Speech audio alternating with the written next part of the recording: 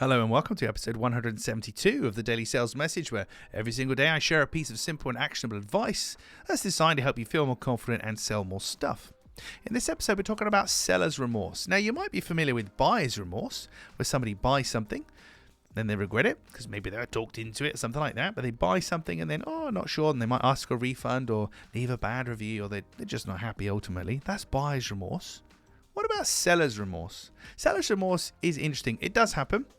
Talked about a lot less, but it's important. Seller's remorse is when, let's say, I do a deal with somebody and invoice them, they pay me, I start working with them, and then I realize that actually they're not a good fit for what I do. They're really high maintenance, they're actually a little bit rude to me. I'm not sure if I can actually help them. The problem is, I've been so keen to make the money and to do the deal, I said yes to whatever I need to say yes to make the situation happen. And we've all been there, and now I'm regretting it, and I'm not sure. I have seller's remorse. Seller's remorse comes about because we have a little bit, and I'm going to use the word desperation, we have a little bit of desperation sometimes, particularly with cash flow and all these kind of things. We're like, need to sell something to somebody, need to get some money through the door, and we might say yes to things that we otherwise wouldn't say yes to, and we can live to regret it. And I'm pretty sure you've probably done that. I know I definitely have. Doesn't really happen anymore for me, thank God, but I know it has done in the past, and it's horrible. So today it's just a reminder, really, that however desperate you might be for the business or to do a deal, just remember that if you say yes to things that you're not sure about, you're not comfortable with, oftentimes it can cost you time and energy and money and maybe reputational damage and all sorts of things. It won't really go well. Listen to your gut. When was the last time you went against your gut and everything worked out fine?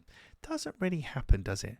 So with seller's remorse, two things that you can do. First one is you can have a qualification criteria or process where you say to somebody, we only work with businesses of this size in this industry with this problem or whatever. So we set a list of parameters where if they fall out of that, we just can't deal with them.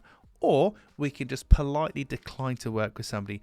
James, I would really love to help you, but I'm not sure we're the right fit for you. I wouldn't want to let you down. I don't think we can deliver what you want. So I'll connect you to somebody else, or good luck or whatever, but not being afraid to actually turn people away. I know it sounds crazy if you're desperate for the business to turn people away, but ultimately it's much better for your confidence, for the reputation of your business, and for the buyer as well, that you don't just say yes and sell anything to anyone just because you need to, because that is where seller's remorse comes from. Thank you for listening to this episode of the Daily Sales Message. Tomorrow, episode 173. I mean, the title of the podcast means you probably don't even need to listen to it, but I'll tell you anyway. I guess I can't be intriguing in all of them, but tomorrow's title is Name It, Don't Explain It. Name it, don't explain it. I will explain more in tomorrow's episode. In the meantime, thanks for listening or watching all the way to the end. If you haven't already, hop on over to LinkedIn and connect with me there. Shoot me a DM if you want to. It's always really lovely to hear from listeners of the Daily Sales Message. That's it for this episode. I'll catch you tomorrow.